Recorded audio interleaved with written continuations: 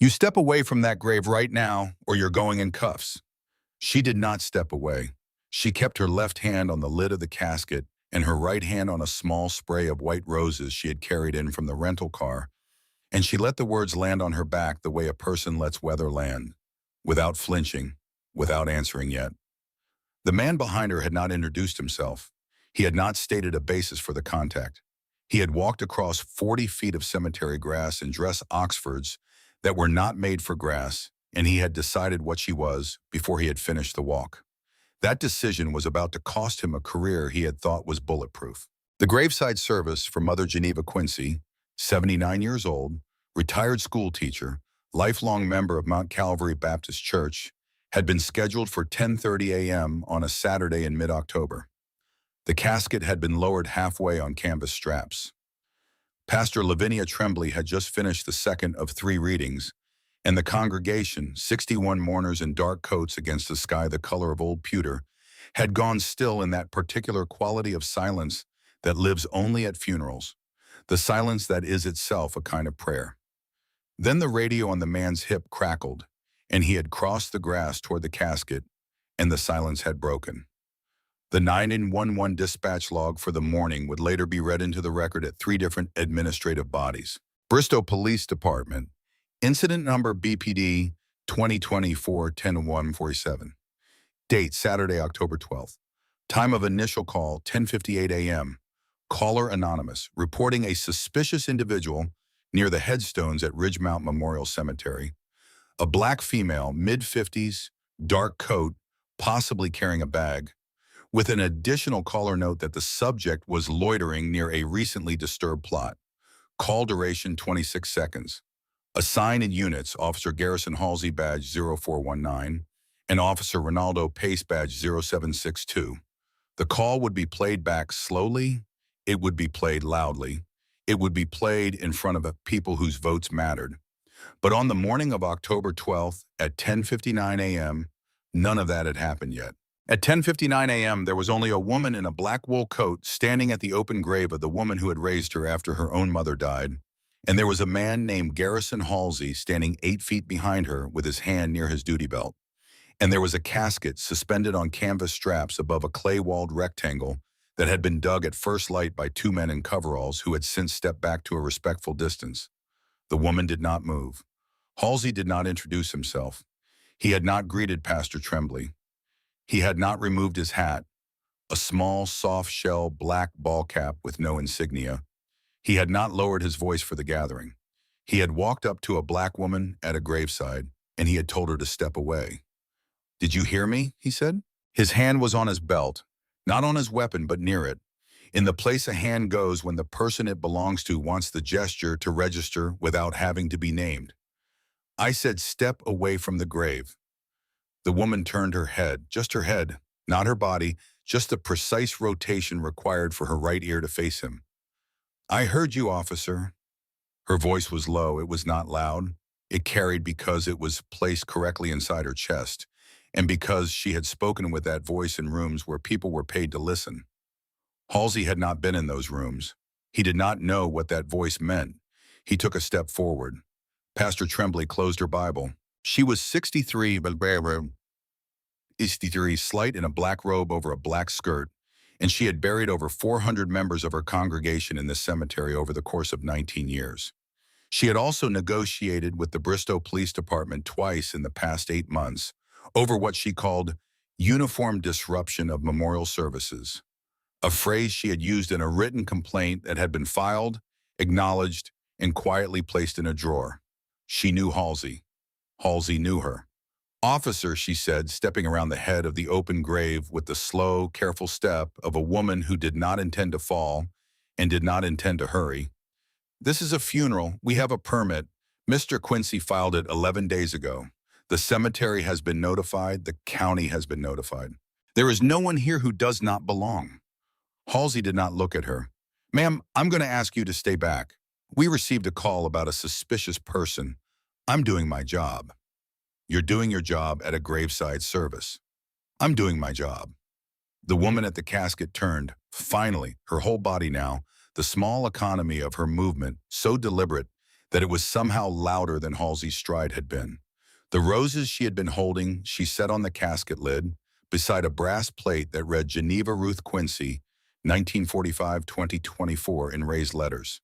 Then she turned and she faced Halsey, and she clasped her hands at her waist. Officer Halsey. She had read his name tag without seeming to look at it. My name is Mrs. Strickland. I am here to bury my godmother. The pastor has given you the relevant facts. May I ask the basis for this contact? Halsey's mouth tightened. The basis is that I am responding to a call, a 911 call.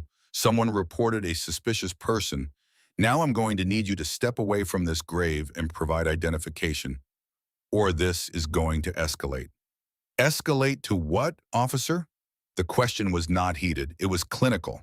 It was the kind of question a doctor asks a patient about a symptom, the kind of question that does not contain its own answer because the asker does not yet have the information necessary to answer it. It rattled Halsey because he was not used to being asked that question by a black woman at the wrong end of a 911 call. He was used to compliance or hostility or fear. He was not used to procedure being requested of him in the same level voice in which procedure could have been requested of a clerk at the DMV. You will be detained and you will be charged with trespassing under the cemetery ordinance, and any further refusal to comply with lawful orders will result in additional charges, including obstruction of justice. What is the cemetery ordinance that you are referencing? Halsey did not have it memorized. He flipped open the small clipboard he had clipped to his belt and ran a thumb down the laminated card he kept tucked inside it. He read aloud, Virginia Code Section 18.2-127. Read the rest, officer. What? Read the rest. Read the elements of the offense as written. Halsey looked at her. He did not read the rest. He flipped the clipboard closed and stepped forward, and he reached out his right hand and he took hold of her left wrist. The contact was firm. It was not a tap. It was the kind of grip that announces it can be made firmer at the discretion of the person making it. Mrs. Strickland did not pull against it. She did not say anything for the space of one breath. Then she looked down, not at her wrist, but at his hand on her wrist, and she said, Officer Halsey, please remove your hand. I have not been informed of any charge. I am not resisting. I am willing to provide identification once you state a basis for the contact in language that matches the statute. Halsey did not remove his hand. He tightened it. What happened next happened in less than 2 seconds, and it happened so quietly that half the mourners standing 30 feet away would later disagree about what they had seen. She rotated her wrist, not against his grip, through it. Her thumb came up, her fingers came around, her body shifted 6 inches to the right, hip dropping into a position so subtle that it would have read on a video frame as a small adjustment of stance. Halsey's grip, which had been on the soft inside of her wrist, was now on the outside of her hand, where his thumb could no longer close, and his weight, which had been planted forward, was now hanging out over her hip, where his weight did not want to be. He stumbled. He did not fall. He did not strike anything. He recovered his footing with a half-step backward and an awkward quarter turn, and his hand came off her wrist by physics, not by force, because the angle of his grip was no longer a grip. He blinked. His face went a color it had not been before. Mrs. Strickland's hands returned to her waist, clasped, composed. I would prefer that we not have any further physical contact, officer. I am asking you politely. Halsey was breathing hard. He was a man who had played football in high school, who had wrestled in college, who had passed every defensive tactics block at the Virginia Academy. He had been touched, briefly and with no force he could name, by a woman in a wool coat at a funeral, and his hand was no longer where he had put it. He could not tell if he had been embarrassed or if he had been threatened. He could not tell because what had happened did not belong to either category in the way he understood the world. If you have ever watched someone confuse stillness for weakness, stay where you are.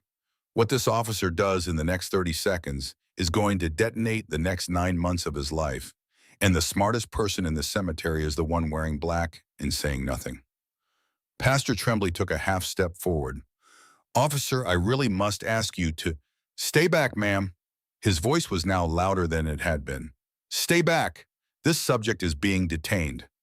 This subject is a member of our church family who has come home to bury her people. You have laid hands on a mourner at a funeral.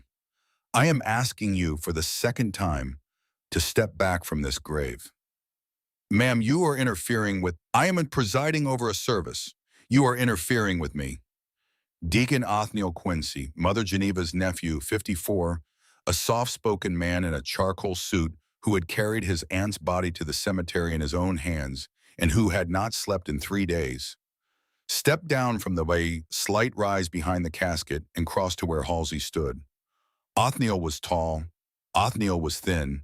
Othniel had not raised his voice in 19 years since his daughter's wedding, and he did not raise it now. Officer, his voice was low and even. This is my Aunt Geneva. We are putting her in the ground. Whatever you came here for, it can wait 1/2 hour, please. Halsey turned. He turned and he put a flat hand on Othniel's chest, and he shoved. It was not a large shove. It was not a strike. It was the kind of contact a man uses when he has been embarrassed by one person and is choosing a second person on whom to recover his sense of authority. Othniel, who weighed perhaps 160 pounds, went back 2 stumbling steps.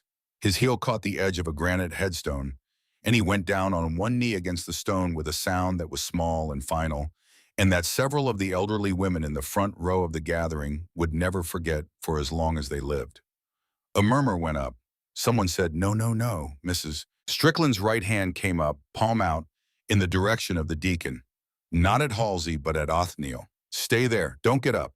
Don't escalate." The hand said all of that in a single small gesture, and Othniel, who was already a man of restrained temperament, read it and remained on the gravel with one knee down and one hand on the headstone, breathing through his nose. She turned back to Halsey. She did not raise her voice. "Officer Halsey, I'm going to ask you, on the record, with witnesses present, to take 3 steps backward. If you do not, this contact will become the subject of a federal investigation. I would prefer that it did not." Halsey laughed. It was a short, ugly laugh. "Federal," he said. "Investigation." "Yes, officer." "Lady, I don't know what you think this is, but we are in Bristow, Virginia. We are not federal. We are local. I am the local. You are the suspect. You touch me again, and you go down." "I have not touched you, officer." "You touched me with that thing you did. With your wrist. That was a maneuver. I felt it." "You felt your own weight, officer." He stared at her. Then he took a long step back, not because she had asked him to, but because the asking in the eyes of 24 mourners and the camera lenses that had begun to come out of pockets had put a small worm of caution in his head, and the worm was telling him to give himself room to think.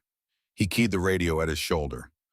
"Bristow, this is Unit 419, requesting backup at Ridgemount Cemetery. I have a detained subject and a hostile crowd."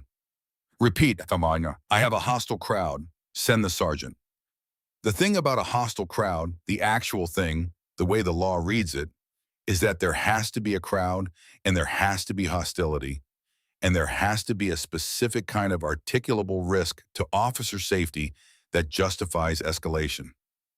There were 61 mourners standing on a grass slope in suits and skirts and modest hats. The youngest was a girl of 9 in a navy dress with white tights. The oldest was Sister Marvella Pugh, aged 92, in a wheelchair holding the hand of her great-grandson. There was no hostility.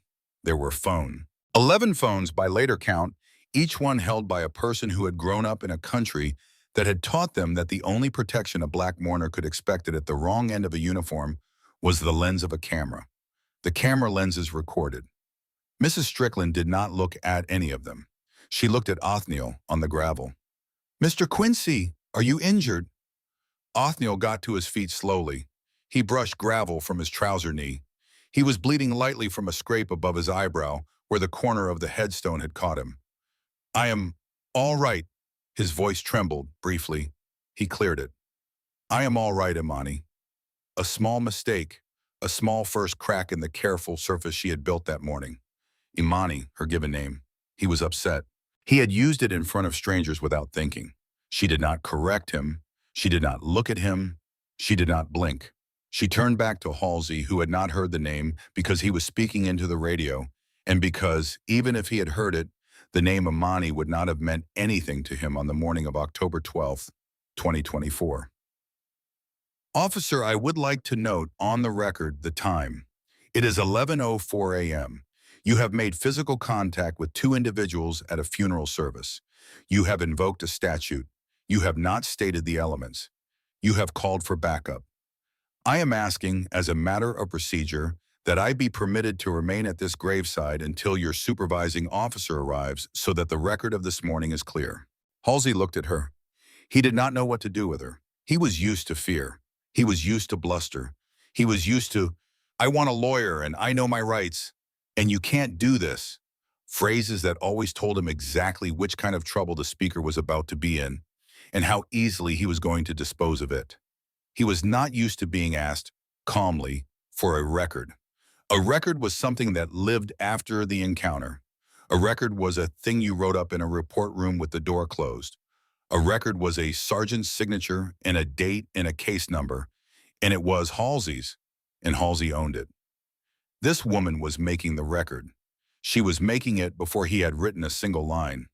Stay where you are. 3 minutes ago, it had been an order. Now it was something closer to a request he did not want to call a request. He stepped back. He keyed the radio again. He confirmed his location for dispatch. He turned 90 degrees so that he could see both Mrs. Strickland and the slope where the rest of the mourner stood, and he set his feet, and he waited. Pastor Tremblay walked slowly around to the casket. She placed her hand on the lid beside the white roses. Mother Geneva, her voice now reached the gathering. We are going to keep going. The Lord didn't bring you 96 miles of dirt road and 4 church revivals and 3 funerals of your own children just so we could let some foolishness keep us from putting you home.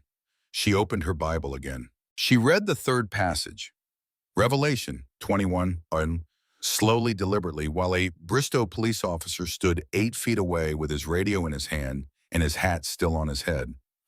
Mrs. Strickland did not bow her head because she did not bow her head when there was a man with a hand near a duty belt standing 6 feet from her left shoulder.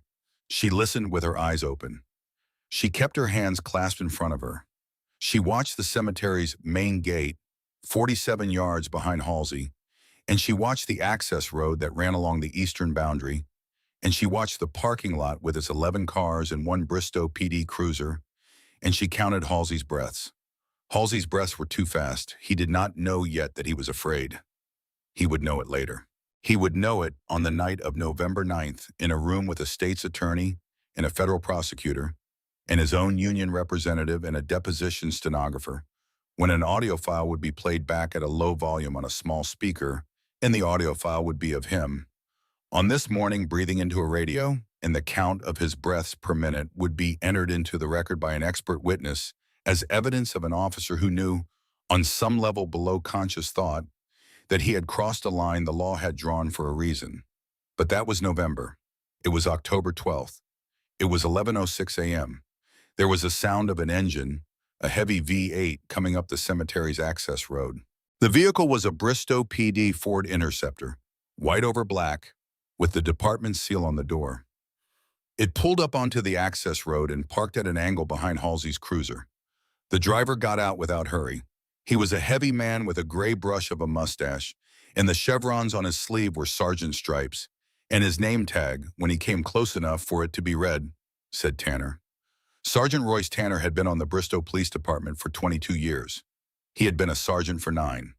He had a reputation in town for being calm, professional, and procedurally exact, and he had a different reputation inside the Union Hall for being a man who could write a report so cleanly around an officer's mistake that the mistake would survive the writing. He walked up to Halsey first.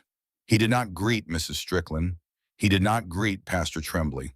He stopped at Halsey's elbow, and he turned his shoulder to the gathering, a small physical gesture that turned the conversation he was about to have into a private one, even though the conversation was going to take place outdoors in front of 61 witnesses, 10 of whom now had their phones up. Garrison, Tanner's voice was very quiet. Walk me through it. Sarge, I responded to a 911 about a suspicious person. I made contact. Subject was uncooperative. I attempted to detain. Subject used a martial arts maneuver on me. Then she, let me stop you. Then this individual, Halsey said, gesturing at Othniel without looking at him, approached me aggressively and I had to, Garrison. Halsey stopped. Tanner looked at the casket. He looked at Pastor Tremblay, holding her Bible at her chest. He looked at the 92-year-old woman in the wheelchair. He looked at the 11 phones. What's the call sheet say? Suspicious person at a recently disturbed plot. Garrison, the plot is open because there's a funeral. The disturbance is the burial. Sarge, what's the basis?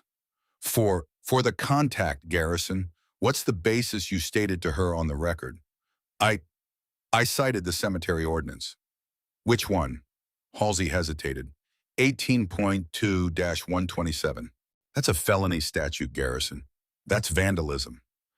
You think this woman is here vandalizing graves at her own family's funeral? Sarge, you laid hands on her. You laid hands on her first, Garrison. I have a phone here, 2 o'clock on me right now that says you laid hands on her first. I have 10 more phones in front of me that say the same. You understand what I am telling you? Tanner's voice was still quiet. It had not changed pitch. It was the voice of a man who was about to do damage control, not the voice of a man who was about to do justice. There is a difference. And Mrs. Strickland, standing 6 feet behind them, listening, knew the difference. She did not interrupt. She watched. She had been watching since 10:58 a.m. when Halsey's cruiser had rolled up the access road. She had clocked the cruiser's arrival without turning her head. She had clocked the cemetery's 3 gardeners on the back slope, the 2 in coveralls and the older man in the green windbreaker, all of whom had stopped working when Halsey crossed the grass. She had clocked Pastor Tremblay's hand tightening on the Bible the first time. She had clocked the moment the youngest mourner, the 9-year-old in the navy dress, had been pulled behind her grandmother's hip by an instinct older than the family that owned it. She had clocked Halsey's right hand twice on his belt and once on his radio. She had clocked the half-second pause Halsey had taken before he had grabbed her wrist, the pause in which he had decided. She had clocked Othniel's heel catching the headstone before he had fallen, and the angle of the headstone and the granite chip that had broken away when his weight came down. She had clocked all of it because she had been clocking things like it for 34 years. It was not paranoia, it was not vigilance. It was the small, ingrained, habitual cataloging of a person whose work depended on the catalog. It was not something she could turn off, and she had not tried to turn it off, even at her godmother's funeral, because turning it off had stopped being possible somewhere around her 10th deployment. She watched Tanner walk Halsey 3 paces away. She watched Halsey try to argue. She watched Tanner shake his head once. She watched Halsey's face change. Tanner walked back toward Mrs. Strickland, alone, He stopped at a respectful distance, 6 feet perhaps. He took off his hat. He tucked it under his left arm. He held his right hand at his side, palm slightly turned out. Ma'am, I'm Sergeant Tanner, Bristow PD. I'm sorry for your loss. Thank you, Sergeant. Can I trouble you for your name? My name is Mrs. Strickland, and I am Mother Geneva Quincy's goddaughter. I have flown in from out of state to attend this service. Are you an attorney by training, ma'am? I am not an attorney, Sergeant. You speak like one. I have had occasion to read. Tanner smiled briefly. The smile did not reach his eyes. The smile was a tool he had used 3,000 times to diffuse situations he did not want to escalate, and it did not contain any actual warmth. And Mrs. Strickland, who was a person who measured smiles for a living, did not return it. Ma'am, what I'd like to do, with your permission, is allow Pastor Tremblay to finish her service, and then I'd like to take a few minutes of your time to clarify what occurred here. I think there may have been a misunderstanding. I'd like to get it on paper, properly. I would prefer that, Sergeant. Officer Halsey will be staying at his cruiser. He will not approach you again. Thank you. And I want to apologize on behalf of the department for, Sergeant, I appreciate the courtesy. I will accept the apology after the service. For now, I would like to ask Pastor Tremblay to continue. He nodded. He took 2 steps back. He turned. He raised one hand to Pastor Tremblay, palm up, a wordless, please continue. He walked back to the access road and stood beside his interceptor, and he watched, and he did not let Halsey come back across the grass. Halsey, who had retreated to a position by his own cruiser, leaned against the front fender and folded his arms. He stared at Mrs. Strickland's back. He did not say anything. He did not have to. The set of his shoulders said he was not a man who had let go of anything that had happened in the last 7 minutes. Pastor Tremblay resumed. She read the rest of the passage. She prayed. She invited Othniel, who had pressed a folded handkerchief to his eyebrow and who was bleeding through the linen in a slow, steady seep that was going to need stitches before the day was out, to say a few words about his aunt. Othniel cleared his throat. He spoke for perhaps 3 minutes in a voice that broke twice.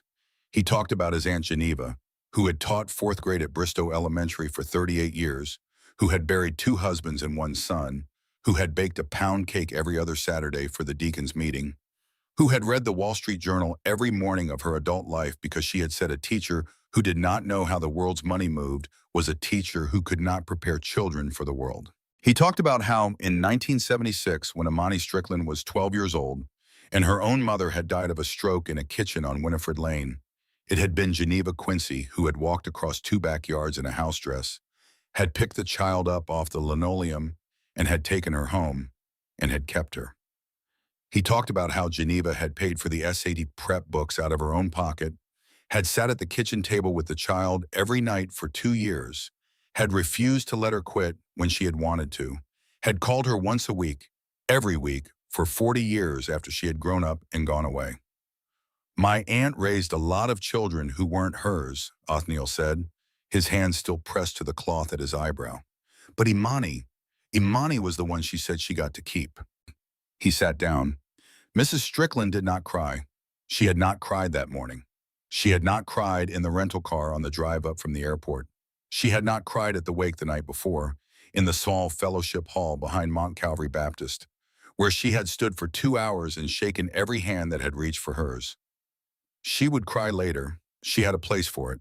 For now, she stood at the casket with her hands clasped, and she watched Pastor Tremblay raise the Bible one last time, and she listened to the closing benediction, and when the canvas straps began to lower the casket the rest of the way into the ground, she stepped forward and dropped a handful of red Virginia clay onto the lid herself, the way Geneva had once told her was the right way. The clay made a small, dry sound on the wood. "I love you, Mama Geneva." Then she stepped back. The service was over. It was 11:23 a.m. Sergeant Tanner walked back across the grass. So did Halsey. So did a third officer, Halsey's partner, Ronaldo Pace, who had spent the last 25 minutes standing by the cruiser doing absolutely nothing, which was for Pace a kind of position. Tanner stopped at the edge of the gathering. He raised one hand. "Ma'am, Pastor, Mr. Quincy, I want to thank you for your patience. I want to give the family a moment to disperse before we continue. Mrs. Strickland, when you're ready, Officer Halsey would like to file his report, and I'd like to clarify the basis for his initial contact. And I'd like to do that with everyone present so we are all working from the same set of facts. Is that acceptable?" "It is acceptable, Sergeant. We can do that here on the access road, or we can do it at the station." "Here is acceptable." "All right." Tanner turned to Halsey. "Garrison, walk me through your basis. Cite the statute, read the elements." Halsey hesitated. He flipped the clipboard back open. He began to read.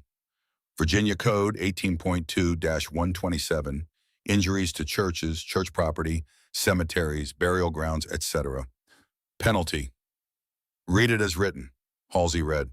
"Any person who willfully or maliciously destroys, mutilates, defaces, injures, or removes any object or structure permanently attached or affixed within any church or on church property, any tomb, monument, gravestone, or other structure placed within any cemetery, graveyard, or place of burial, or within any lot belonging to any memorial or monumental association, or any fence, railing, or other work for the protection or ornament of any tomb, monument, gravestone, or other structure aforesaid, or of any cemetery lot within any cemetery, is guilty of a Class 6 felony." He stopped. There was a small silence. "Officer Halsey," Mrs. Strickland's voice was calm, "would you read me the part of that statute that addresses the conduct of mourners attending a permitted funeral service?" Halsey looked at the card. It, there is no such part, officer. Pastor Tremblay nodded once. There is no such part because the statute is not about funerals. It is about vandalism. It is about destruction. It is about willful damage to graves and the structures around them. I have not destroyed anything. I have not defaced anything. I have not removed anything. I have placed flowers on a casket that contains the body of my godmother. The cemetery has been permitted, the family has been notified, and the pastor has presided. The basis you have stated is inapplicable on its face. Furthermore, subsection D of that statute expressly exempts work done by the authorities of a church in the maintenance of any burial ground belonging to it. A funeral is, by any reasonable reading, the most fundamental form of such work. You have cited a felony vandalism statute against a mourner placing flowers on a casket. I would like that also on the record. Tanner closed his eyes for a moment. He did not open them for 2 seconds. When he opened them, his face had set into a particular configuration that Mrs. Strickland had seen before on the faces of senior NCOs and field-grade officers in 12 different time zones. The face a man puts on when he has just realized that the next half hour of his life is going to be spent cleaning up a mess that another man had made. Officer Halsey, lower the clipboard. Halsey lowered it. Mrs. Strickland, I am going to apologize on behalf of the department. The statute that Officer Halsey cited does not apply. I do not know what statute he believed he was citing, but the one he read does not match the conduct alleged. I am going to ask you, ma'am, with your indulgence, to accompany me to the station so we can take a written statement, document the contact, and ensure that this is handled correctly. I am not arresting you. I am not detaining you. I am asking you, voluntarily. She looked at him for a long moment. I will follow in my own car, Sergeant. I will not consent to be transported in a police vehicle. I will not consent to any further physical contact. I will give a written statement. I will then leave. Yes, ma'am. Please confirm that I am free to decline this request. You are free to decline, ma'am. Then I am consenting voluntarily, and I am requesting that this exchange be entered into the record. It will be entered, ma'am. Tanner turned to Halsey. Garrison, you are off this scene. Pace will take you back to the station. You will write your initial report under my supervision. You will not have contact with this woman, the deacon, or the pastor for the remainder of the day. Do you understand? Sarge, do you understand? Halsey understood. He understood that this was not over. He understood that this was about to become very long. And he understood, somewhere underneath the understanding, that the woman in the wool coat had not lifted her voice, had not lifted her hands, and had not, at any point, expressed surprise that she was being treated this way. That last thing, the absence of surprise, was the thing that scared him. Pace stepped forward. Garrison, come on, let's roll. Halsey did not move. He was looking at Mrs. Strickland. The look was not professional. The look was a thing his face was doing because his face had not yet caught up with his body, which had been told by his sergeant to leave. The look had something in it that belonged to a different century, a man who had been embarrassed in public by a woman whose embarrassment of him he could not, on any rational or legal grounds, justify retaliating against, and who therefore could not let go of it. Tanner saw the look. Garrison? Halsey did not move. Officer Halsey, cruiser, now. Halsey moved. He moved past Mrs. Strickland, slow, and at the moment he passed her, the moment his right shoulder was nearest her left shoulder, with 8 inches between them, he turned his upper body and he brought his right elbow up and out, and he checked her. It was a hockey hit. It was an elbow. It was the kind of contact that, in a hallway between drunk men, would have been read as accidental and forgiven. It was not accidental. It was deliberate. It was placed, and it was meant to register. It registered, Mrs. Strickland's left shoulder rolled with the impact. 3 inches, no more, and her foot slid, and her balance shifted, and then her right hand came up, and her hip dropped, and Halsey's right arm, the arm he had thrown, became in less than a second the lever by which his own body was guided downward and forward and to her left. He went past her, and his foot did not catch the gravel cleanly, and he went down, not flat, but to one knee and one hand, in the precise position of a man tying his shoe, on the gravel with his hat falling off his head. The hat rolled 3 feet and stopped at Pastor Tremblay's shoe. Mrs. Strickland's hands were already back at her waist. Tanner closed his eyes again. This time he did not open them for 4 seconds. Halsey scrambled up. His face was the color it had not been before. Twice. He turned, breathing hard, and his right hand went to his belt. Not near his weapon, but to his radio. "Sarge, she put me on the ground. Garrison. That's assault. That's assault on an officer. You saw it? Garrison. I want her cuffed. I want Garrison." The word on the 3rd repetition was no longer Tanner's normal sergeant's voice. It was a voice that came from a place that almost never came up out of Tanner. It was a voice that, if you had served with Tanner in the Marine Corps in the late 1980s, you would have recognized. Halsey stopped talking. This is the moment in roughly 9 months that a federal prosecutor is going to pause her opening statement to play in front of a jury. If you have ever wondered what it looks like when a 40-year discipline collides with 1 minute of bad judgment, keep watching, because the next thing this woman does is the reason a Department of Justice pattern or practice investigation is going to land on this town. Mrs. Strickland did not look at Halsey. She looked at Tanner. "Sergeant, I would like the body cam footage of the contact preserved. I would like the chain of custody on that footage to begin now. I would like the second officer's body cam footage preserved as well. I would like Officer Halsey's body cam footage from the moment his cruiser engine started this morning preserved. I am formally requesting this. I am stating this in front of a witness gathering." "Yes, ma'am." "I would also like a notation made that I have at no point in this encounter struck, kicked, lunged at, or attempted to seize any officer of this department. I would like the witnesses present to be invited to give statements at their convenience. I would like Officer Halsey's hand placement on me and his elbow check on me and his contact with Deacon Quincy all logged separately." "Yes, ma'am." "And Sergeant, with respect, I do not consent to a search. I do not consent to a search of my person, my vehicle, my belongings, or my phone. I am not invoking the 5th Amendment. I am stating preferences on the record in front of witnesses." "Acknowledged, ma'am." Bob Tanner turned his head a 1/4 inch toward Pace. "Pace, get him out of here." Pace took Halsey by the elbow. Halsey did not resist. He let himself be walked back to the cruiser, and he let himself be put in the passenger seat, and he sat in it with his hat in his lap and his hand resting on his knee, and he stared straight ahead.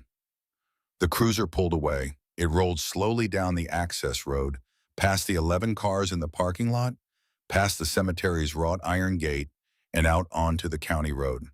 Pastor Tremblay exhaled. She looked at Mrs. Strickland. "Imani." Her voice was very soft. "Mama Geneva would have been, don't, Pastor. Very proud." Mrs. Strickland did not answer. She knelt down. She picked up Halsey's hat from where it had stopped at the pastor's shoe. She handed it to Tanner. "Sergeant, the officer dropped this." Tanner took the hat. He did not put it on. He held it loosely at his side. Mrs. Strickland walked to her rental car alone. The rental was a charcoal gray sedan, 3 days old by the dashboard reading, parked in a corner of the cemetery lot near the gate. She unlocked it with a key fob, opened the driver's side, and stood for a moment with the door open and her hand on the frame and her eyes closed. Pastor Tremblay came up beside her. "Will you be all right, child?" "I will be all right, Pastor. You don't have to go to that station alone." "Othniel is bleeding, Pastor. He needs the urgent care first. I will not have him in a precinct waiting room with a head wound for me. The pastor at his bedside is a better use of you than the pastor at mine. I will follow you to the station." "I would prefer that you not, Pastor." "I am not asking your preference." There was a small pause. "All right, Pastor. All right, child." Pastor Tremblay placed her hand briefly on Mrs. Strickland's wrist, the same wrist Halsey had grabbed, and then she walked away, back toward the gathering where the funeral home staff was beginning the slow, careful work of closing the grave. Mrs. Strickland got into the rental car. She closed the door. She did not start the engine. She took her phone out of her coat pocket. She opened it. She tapped a contact she had labeled in her contact list with 3 letters. She did not put the phone to her ear. She set it on the passenger seat, on speakerphone, and she let it ring. The voice that answered was male, and it was crisp, and it was awake. Strickland? It's me. I'm at Ridgemount Cemetery, Bristow, Virginia. There has been a 911 initiated police contact at my godmother's funeral. The officer is Garrison Halsey, badge 0419, Bristow PD. The supervising sergeant is Royce Tanner, also Bristow PD. There has been physical contact. There has been a misstated statute. There has been an elbow strike. I am about to follow the sergeant to the Bristow Police Station to give a statement. I need a courtesy notification to the Eastern District of Virginia and a freeze on the local incident report chain. I also need someone to meet me at the station inside 90 minutes. The voice on the other end did not respond for 2 beats. Then it said, "Roger that, ma'am. I am pulling now. Make it 60 if you can. 60 if I can. Don't burn flashers. No flashers. Strickland out. Vandermeer out." She ended the call. She sat in the car for a long second. Then she turned the key, and the engine started, and she put the car in gear, and she rolled, slowly, out of the parking lot, and she fell in behind Sergeant Tanner's Interceptor on the county road. The drive to the Bristow PD station was 8 minutes. She used 4 of them to call AUSA Bridget Salazar's direct line in the U.S. Attorney's Office for the Eastern District of Virginia, Alexandria Division. Salazar was at her son's soccer practice. She picked up on the 3rd ring. "Bridget, it's me. Listen carefully." She used the next 90 seconds to give Salazar a clean 2-paragraph summary of the morning. "I'll be at my desk in 20 minutes, Salazar said. "Send me the body cam preservation language as a text. Don't go on the record at the station until Vandermeer is in the lobby." "Understood." "Imani, are you safe?" "I am safe, Bridget." "Are you?" "Yes." "All right." The Bristow Police Department station was a low brick building on Stuart Mill Road, sharing a parking lot with a county clerk's annex and a public library. It had 8 parking spaces marked official vehicles only in the front and a row of visitor spots along the far wall. Mrs. Strickland parked in a visitor spot. She turned the engine off. She pocketed her keys. She placed her phone in the glove compartment on silent. She locked the doors. She walked across the asphalt to the front entrance, where Sergeant Tanner was waiting, holding the door open. He did not say anything as she walked through. The lobby was small. There was a row of plastic chairs along one wall, a vending machine that hummed too loudly, and a thick glass partition with a circular speak-through grid behind which a desk officer sat reading a paperback. The smell was the smell of old industrial carpet and Lysol and the faint cinnamon of someone's air freshener plug-in by the front door. Halsey was not visible. Pace was not visible. A man Mrs. Strickland did not recognize was standing by the door to the bullpen with a manila folder in his hand. He was shorter than Tanner, neatly dressed, in a navy sport coat and a check tie, with a department-issued ID lanyard and the particular look of a man who had not been invited to this morning, but had arrived at it anyway. "Sergeant Tanner, glad you're back.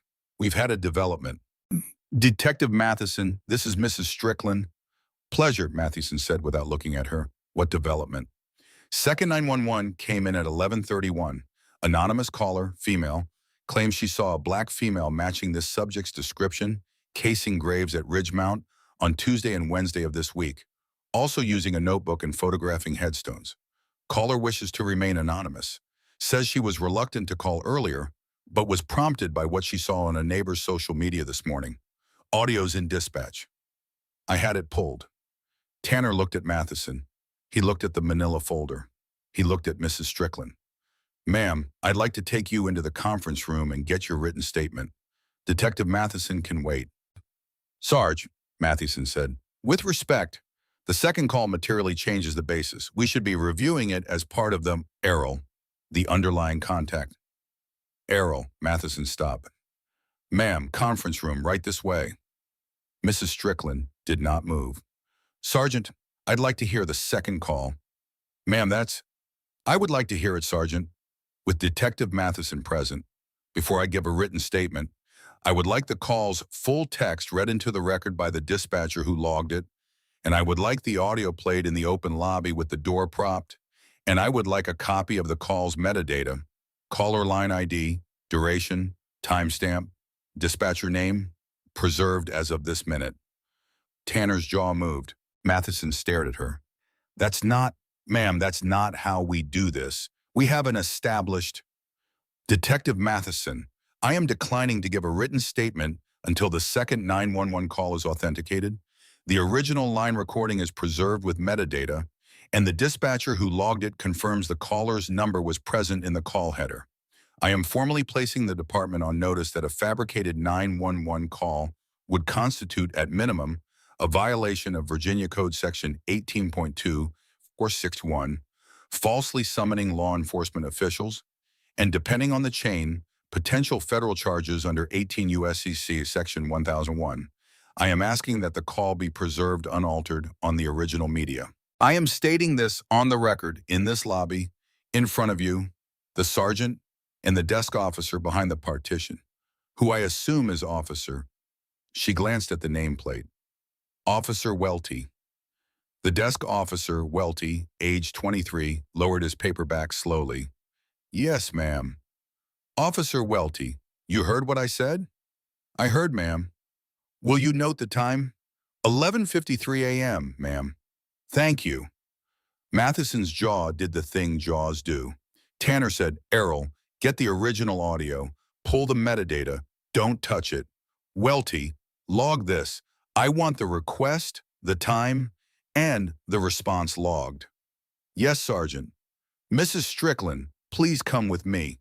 She followed Tanner down a short hallway to a small conference room with a folding table, 4 metal chairs, a wall clock, and a coffee maker that had not been cleaned in the lifetime of any of the officers currently working at the Bristow PD.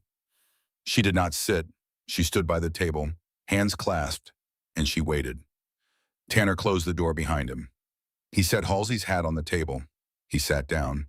He looked at her for a long time. Ma'am, I want to be honest with you. Please be. I do not know who you are. I am Mrs. Strickland. Ma'am, with respect, I have been a police officer for 22 years. I have served warrants on 2 federal subjects in my career. I have a good ear for the way a person who works inside the federal system speaks when they are speaking to someone outside it. You speak that way. You also have just made a phone call from your car that I watched through my rearview mirror. You spoke for 90 seconds. Whoever you spoke to, I would prefer to know about before they show up in my lobby, because the last time I had a federal vehicle pull up unannounced, my chief was asked to take early retirement. Sergeant, I am here as a private citizen. I am here as Mother Geneva Quincy's goddaughter. I have no intention of complicating your morning beyond what your officer already complicated. I will give a written statement once the second 911 call is authenticated. I will leave when that statement is signed. If a federal vehicle arrives, it will arrive at my request, and it will arrive for my benefit, not for the department's. Are you law enforcement, ma'am? Sergeant, I am here as Mrs. Strickland. I am here as a private mourner. Please respect that. Ma'am, you understand that if you are law enforcement of any kind, federal or otherwise, and you fail to disclose that during... Sergeant, I am a private citizen attending a funeral in your jurisdiction. Whether I have other capacities is not relevant to the question of whether your officer touched me without basis at my godmother's grave. The latter is a fact. The former is, with respect, none of your business until I make it your business. The conference room door opened. A woman walked in. She was in her late 40s, blonde going silver, pantsuit, low heels, captain's bars on her collar. She had a coffee cup in her hand. She had the particular expression of a senior officer who had been called away from a Saturday brunch to handle a problem and who intended to handle it the way Saturday brunches taught one to handle problems. Captain Fenwick, Tanner said. Royce, step out. Tanner stood, picked up Halsey's hat, and stepped out. Captain Margot Fenwick closed the door behind him. She set her coffee on the table. She sat down across from Mrs. Strickland. She smiled. Mrs. Strickland, I am Captain Margot Fenwick. I am the watch commander on duty today. I want to thank you for coming in. I want to extend, on behalf of the Bristow Police Department, our sincere apologies for what occurred this morning. Officer Halsey has been removed from the field and placed on administrative leave pending review. Sergeant Tanner has briefed me. I have reviewed the relevant footage. I want to make this right. Thank you, Captain. I want to be candid with you. We're a small department in a small town. Officer Halsey is a young officer. He has, I am sort made an error of judgment this morning, and that error will be addressed through our normal processes. What I'd like to discuss with you is how we can resolve this for both you and the department in a manner that honors your loss and serves the department's interest in continuous improvement. Captain, with respect, what I would like is the second 911 call authenticated. I would like the body cam footage preserved. I would like the incident report frozen at draft.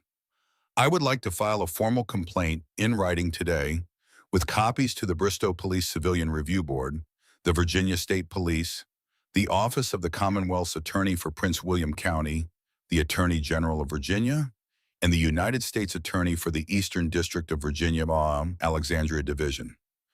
I would like to do these things in this order. I would also like the second 911 caller's number traced through the carrier, by warrant if necessary, and I would like Detective Matheson's involvement in the second call's intake examined separately. Captain Fenwick's smile did not change. Mrs. Strickland, with respect, the complaints process you're describing, that is your right. I am not asking you to forgo it.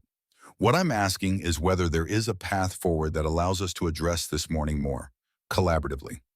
The department would be willing to issue a written apology on department letterhead signed by the chief. We could provide you with a department escort to the cemetery to complete the burial, if the family wishes. We can offer to cover the costs of any medical attention Mr. Quincy requires.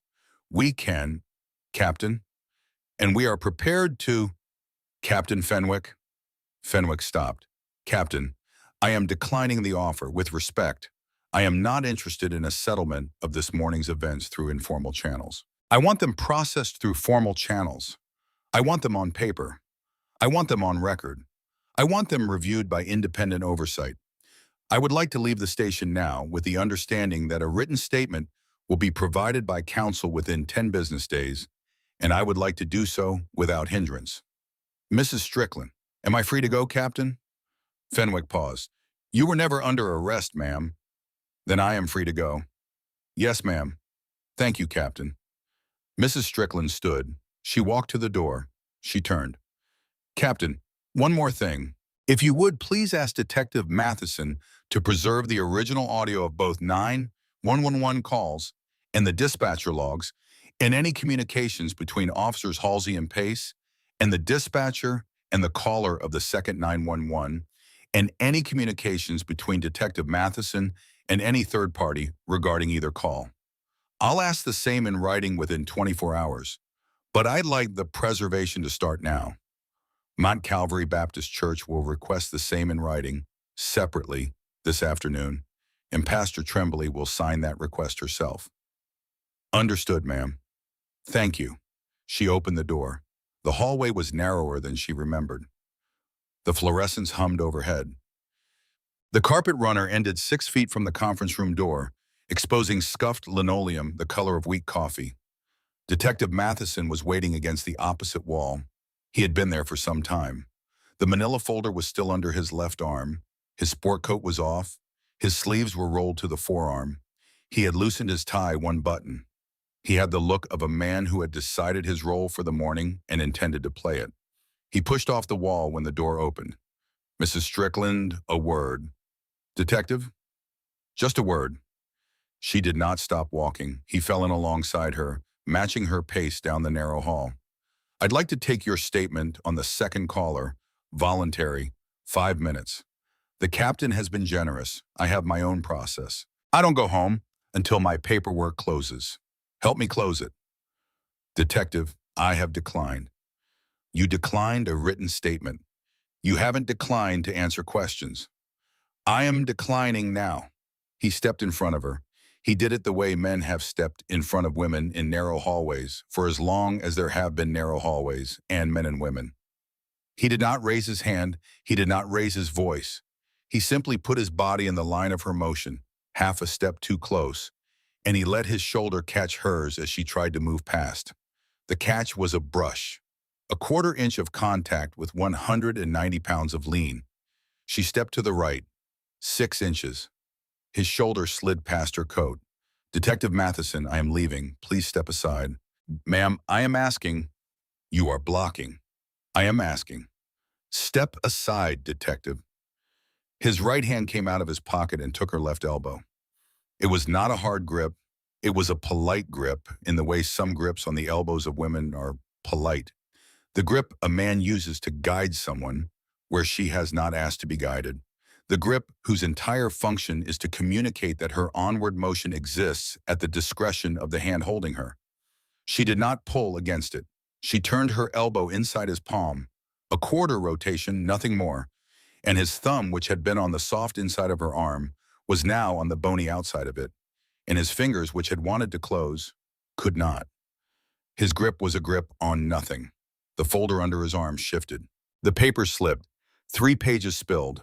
A printed dispatch log, a typed note, a faxed page stamped with a time and a date, onto the linoleum at his feet. He let her elbow go. He stepped back, fast. His face did the thing men's faces do. Officer Welty, she said, without raising her voice, without turning her head. I would like to note the time. From the lobby around the corner, the desk officer's voice came back. He had been listening for it. 12:09 p.m., ma'am. Thank you. She walked past Matheson. She did not look at the spilled folder. He bent to pick it up. His hands were shaking, very slightly, in a way he was hoping no one would see. Sergeant Tanner came out of the bullpen door at that moment. He took in the hallway in one glance. Matheson on one knee, gathering paper, his face the color of a wet brick. Mrs. Strickland's coat moving past the desk partition toward the front door. Welty at the desk, head down, pen still moving in the logbook. Tanner did not say anything to Matheson. He said quietly to himself, Errol, what did you just do? Matheson did not answer. Matheson did not have an answer. She walked through the lobby, the bullpen door, set into the wall 10 feet to her right, banged open. Officer Garrison Halsey came through it. He had not, in the 40 minutes since the cemetery, been formally placed anywhere. Captain Fenwick had ordered administrative leave pending review, but the leave had not been processed. The keys to his cruiser had not been collected. He had been told to wait in the break room, write the morning out in longhand, and not leave the building.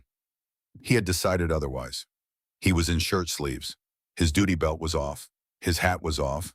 His hair, usually combed to flat, stood up where his hand had run through it. His eyes were red around the edges. You. He took 2 long strides into the lobby.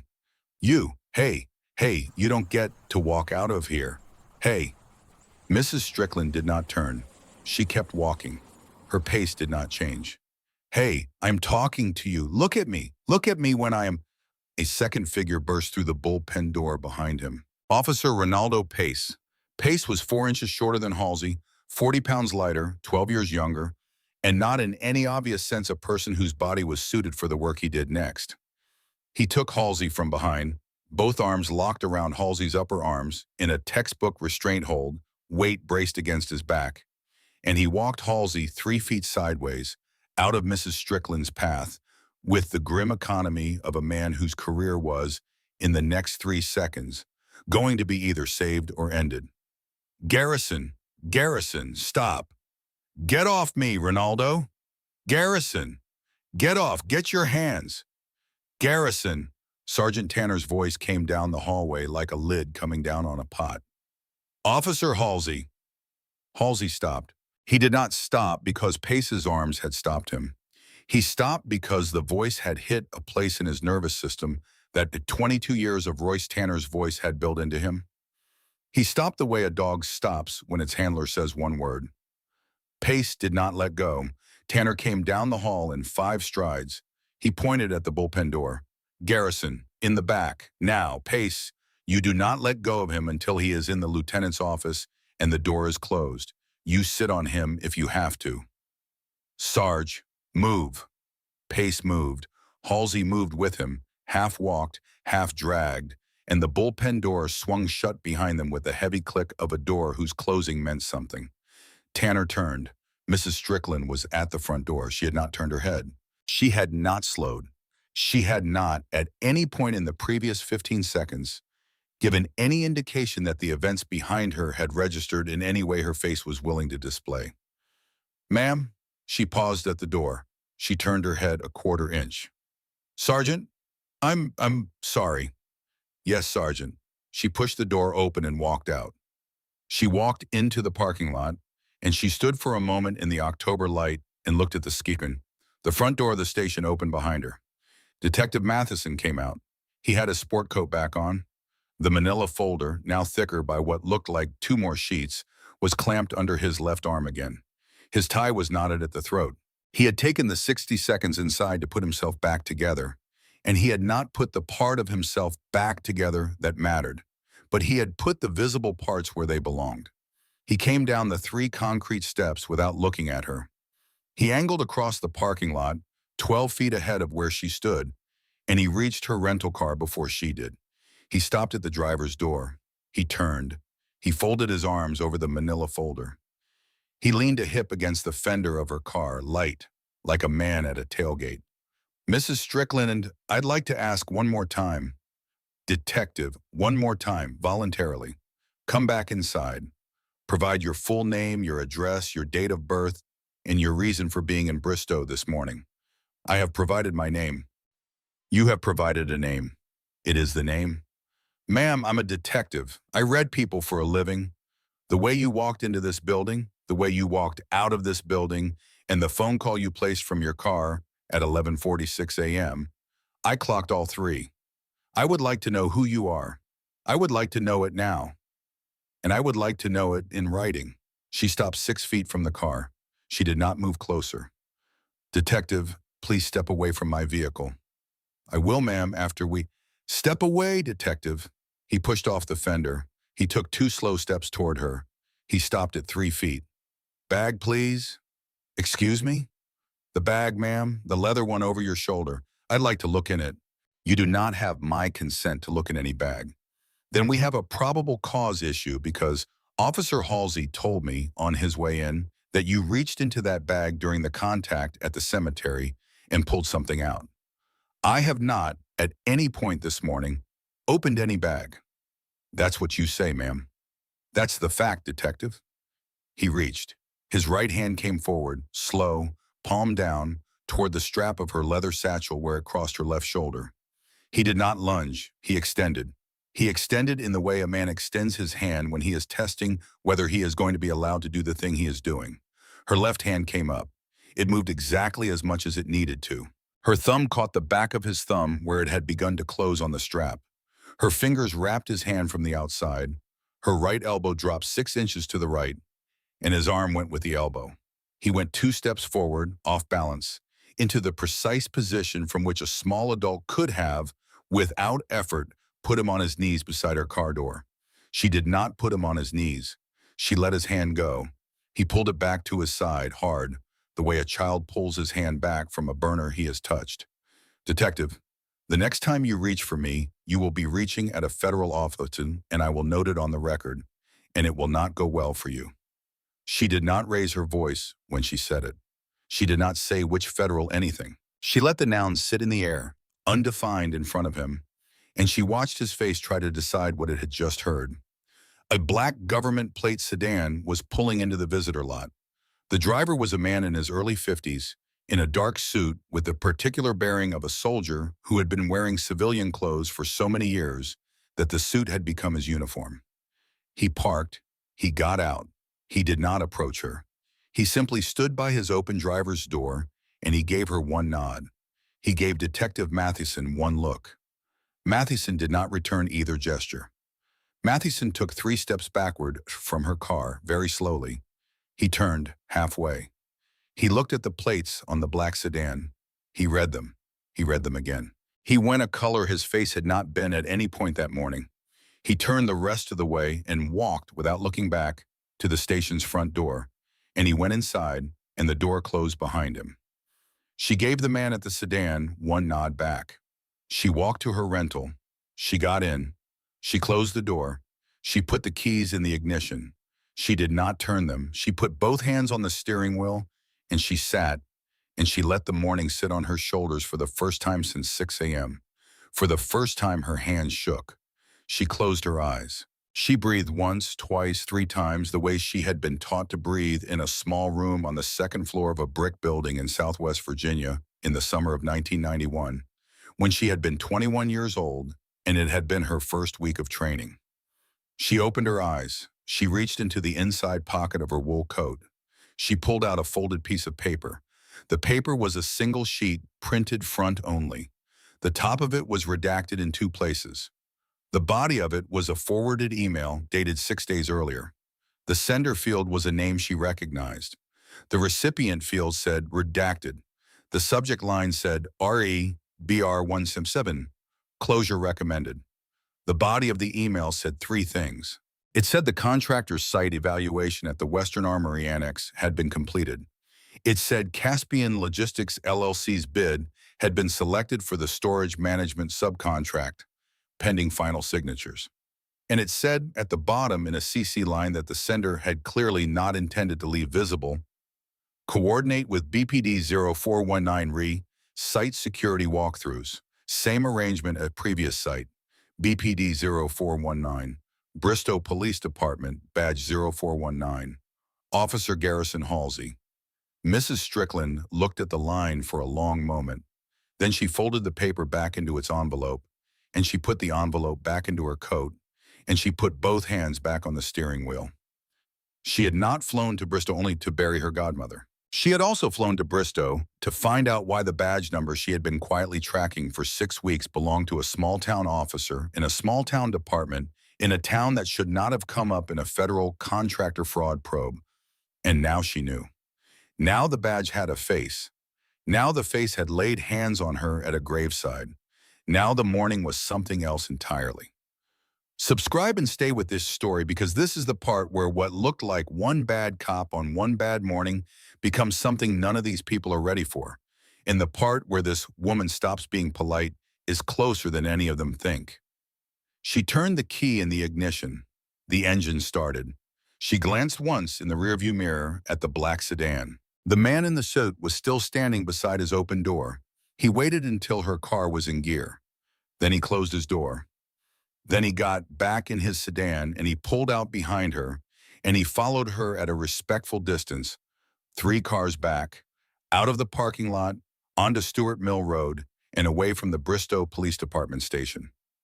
6 minutes later, in the conference room of the Bristow PD, Captain Margot Fenwick set her coffee down and looked at Sergeant Royce Tanner, who had come back in after Mrs. Strickland's car had pulled away, and who was holding Officer Garrison Halsey's hat in one hand and a manila folder in the other. "Royce, who is she?" "Captain, I don't know." "Find out." "Working on it." "Faster, Royce." Tanner did not answer. He set the hat on the table. He set the folder on the hat. He turned. He walked out of the room. He did not, as he walked, know that within 72 hours, the woman whose name he did not know would have been to a federal courthouse, an inspector general's office, a defense facility, and a private dining room in Northern Virginia, and that the small file Mathieson had pulled from dispatch, the second 911 call, would have been authenticated as having originated from a phone registered 4 months earlier in the name of an LLC incorporated in Delaware, with a single officer of record whose name appeared on 3 other shell companies linked to a federal contractor fraud probe that had been opened by an investigative agency Tanner had never personally interacted with. He did not know. He would know. He would know on a morning roughly 40 hours later in a different office with a federal agent on the phone and with a phrase he could not have processed at 11:58 a.m. on the 12th of October still ringing in his head. A phrase Mrs. Strickland had used in his lobby very softly on her way out the door that he had not at the time understood the weight of. She had said, "I would like to give Bristow a chance to find out the way they're going to find out." On the morning of the 14th, sitting in the chief's office with the phone against his ear, Tanner was going to understand that phrase very clearly. And he was going to understand finally that the woman in the wool coat at his godmother's grave had not raised her voice that morning because she had not needed to. She had not needed to because she had been the kind of woman whose voice carried whether she raised it or not. And she had come to Bristow. For him. For all of them. for everything that was hidden inside a redacted email she had been folding back into her coat pocket as a small black government plate sedan pulled up behind her in his parking lot. Part 2. The drive from the Bristow Police Department to the urgent care on Linton Hall Road took 14 minutes by GPS. Mrs. Strickland made it in 11, not because she was hurrying, but because she had not, in 11 minutes, lifted her foot off the accelerator more than was strictly necessary. The black government plate sedan stayed 3 cars back the entire way. She did not look at it in her rear view. She did not need to.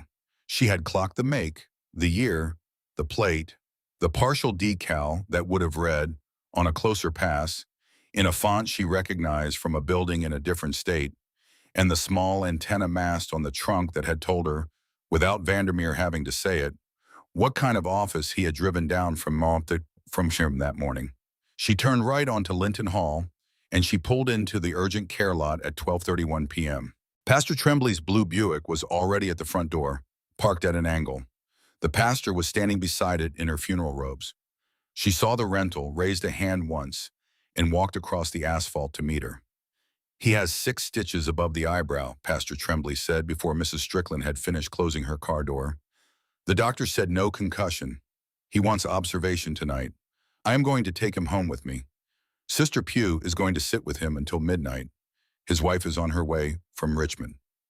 "Thank you, Pastor. I have called the deacons. The wake will continue at the family home this afternoon at 3. Mama Geneva would not have wanted us to lose the day." "No, ma'am." "Are you all right, child?" "I'm all right, Pastor." "You are about to lie to me again." "I am not going to lie to you, Pastor. You are not going to tell me the truth either." "No, ma'am, I cannot." Pastor Tremblay nodded once. She did not press. Inside, Othniel sat in a vinyl chair, holding an ice pack to his eyebrow, with a piece of gauze and surgical tape over the stitches. His suit jacket was folded across his lap. His tie was looser than he ever wore it.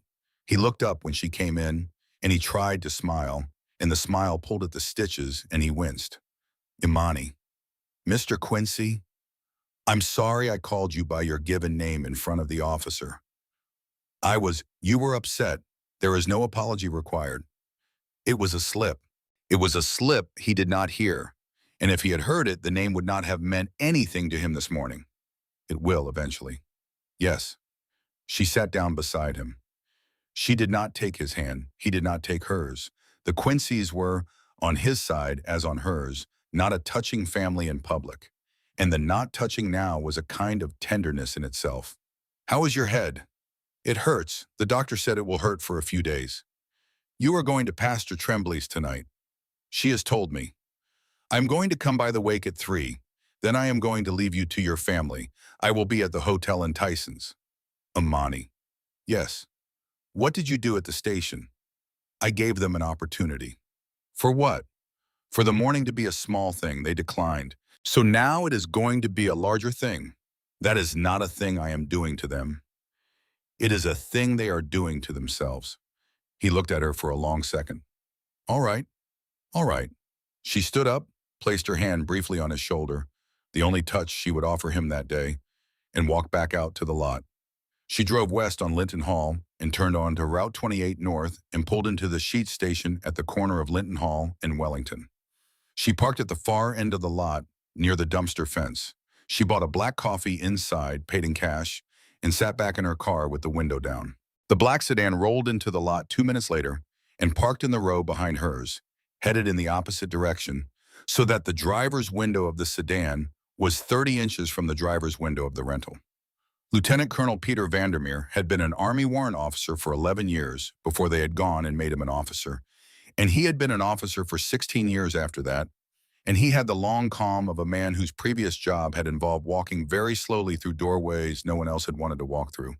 He had silver at his temples and a small white scar above his left ear. He was Mrs.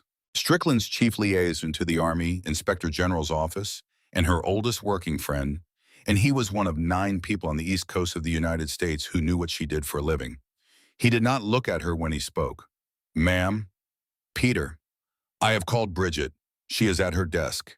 The preservation letter from the U.S. Attorney for the Eastern District of Virginia Went to Bristow by email at 12:46 p.m. with a hard copy by courier en route. It is signed, it is on file, it is in their system. Good. The body cam footage was uploaded to Bristow's cloud server at 12:31. We received a federal mirror at 12:33. Chain of custody on our copy starts at 12:33 p.m. on a department drive that was not in the building before this morning. I had it brought up from Quantico. Quantico is loud. Quantico is what we had on a Saturday. Understood. The pattern of practice clock under 34 USC Section 12601 started at 1300.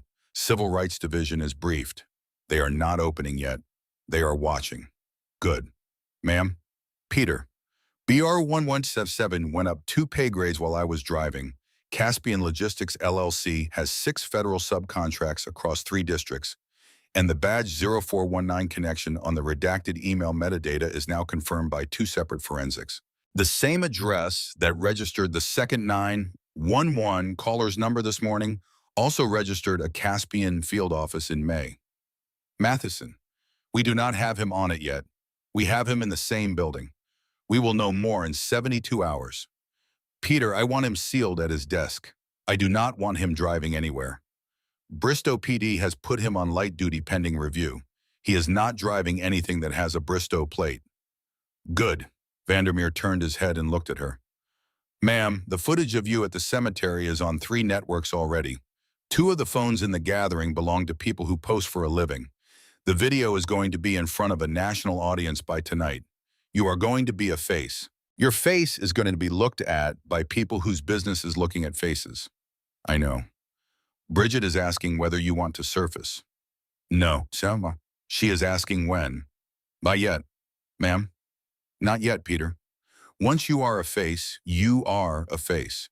We can manage 72 hours, maybe 96. After that, somebody who recognizes you from a different room is going to recognize you, and we will not control the timing. We will not control the room. We will not control who sees the recognition first. I know. Then, 96 hours, Peter. Hold the line. I want this on the procedural track for as long as we can keep it there. Once I surface, the conversation becomes about me. Right now, the conversation is about a black woman at a graveside. I want the conversation to stay where it belongs. He looked at her for a long moment. Yes, ma'am. Tell Bridget 96 hours. Yes, ma'am. And Peter. Ma'am. Find me whoever made the second 911 call by midnight tomorrow. Working on it. Find me by midnight tomorrow.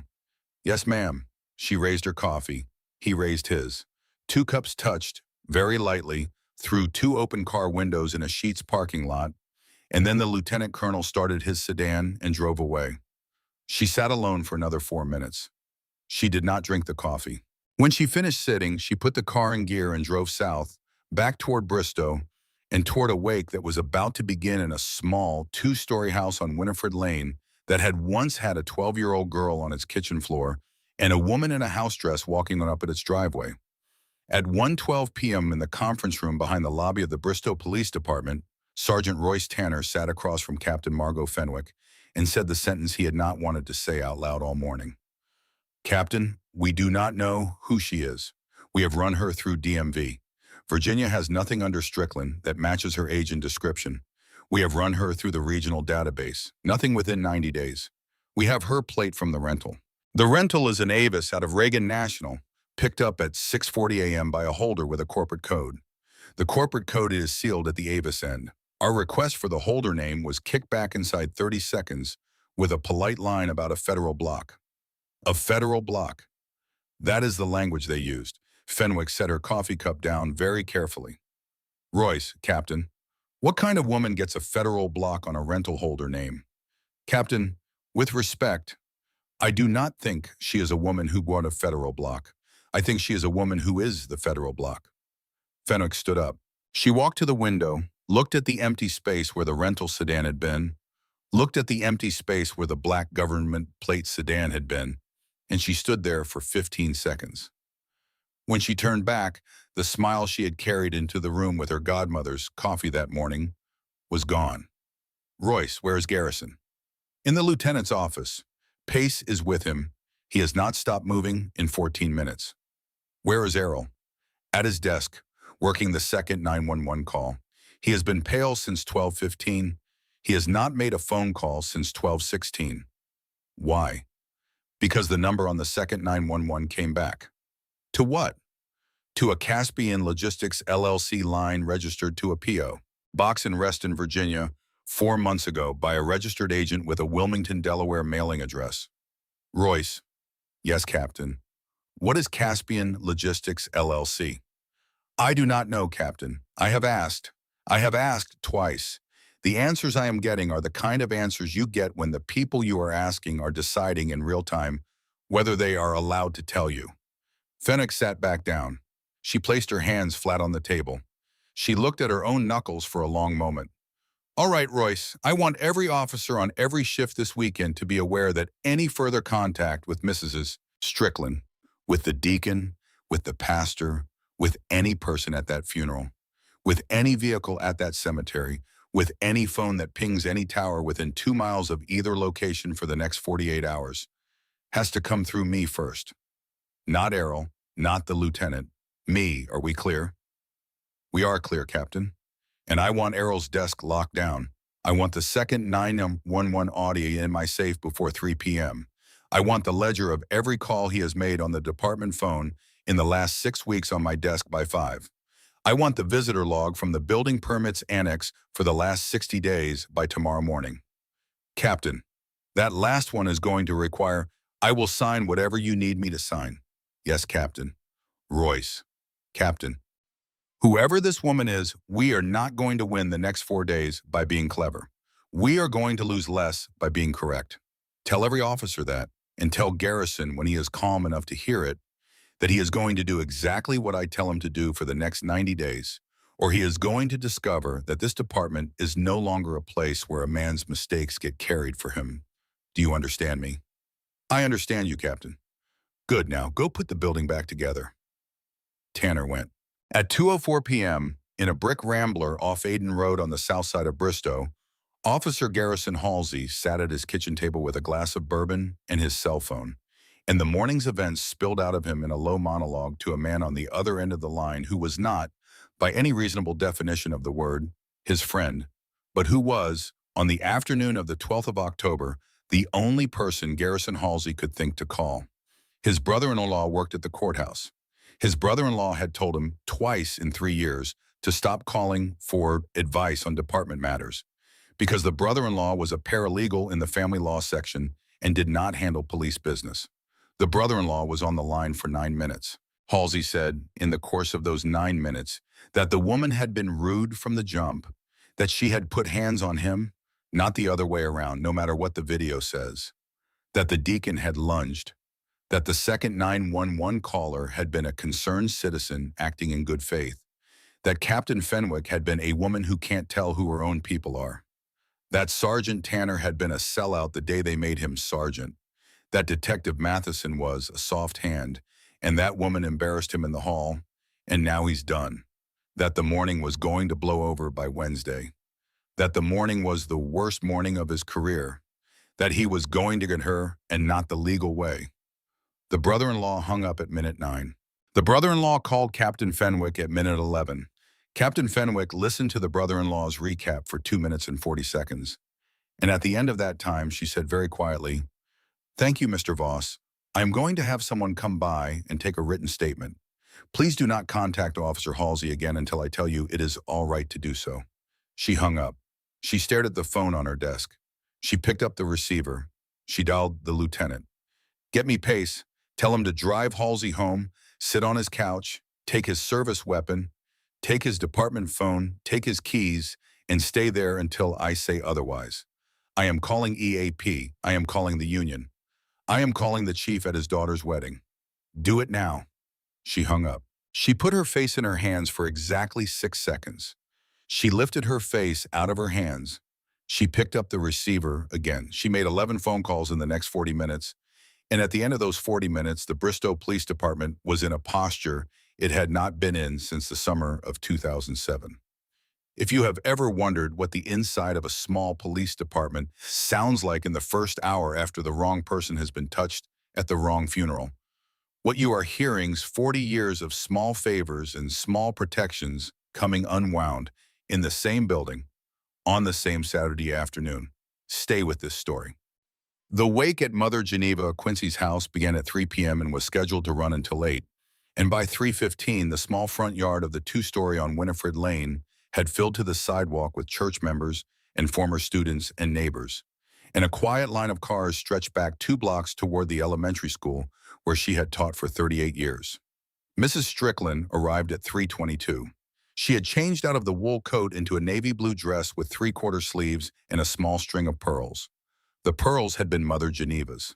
Mother Geneva had given them to her in the spring of 1982 in the kitchen of the same house on the morning of her high school graduation with the words, "You can take these out when you have somewhere to put them down." She had had places to put them down. She had not worn them in 19 years. She wore them now. The front porch was crowded. She walked up the path and the line parted for her without being asked. A woman she did not know, tall in a black hat, perhaps 70, caught her hand briefly and said, "Imani Strickland, I was in Sister Geneva's class in 76. She told me about you for 40 years. Welcome home, child." She did not answer. Her throat would not let her. She nodded. She went into the house. The parlor was full. The dining room was fuller. The kitchen, Mother Geneva's kitchen, with the same yellow curtains, the same blue laminate counter, the same small wooden cross over the doorway, was the fullest of the three rooms because the kitchen was where the food was. There was pound cake on the table. There were 3-pound cakes, Mother Geneva's, Sister Pugh's, Sister Marvella Coates's. Each was on its own plate, each baked from the same recipe Mother Geneva had typed out on an index card in 1964, and the 3 plates side by side on the laminate counter were a memorial older than any of the words anyone in the house was going to speak that afternoon. Mrs. Strickland stood in the kitchen doorway for 30 seconds before she could come further in. Othniel was sitting in the corner of the parlor in Mother Geneva's reading chair, with his wife beside him and a small bandage above his eyebrow. He saw her and started to stand. She raised one hand. He sat back down. She crossed to him slowly.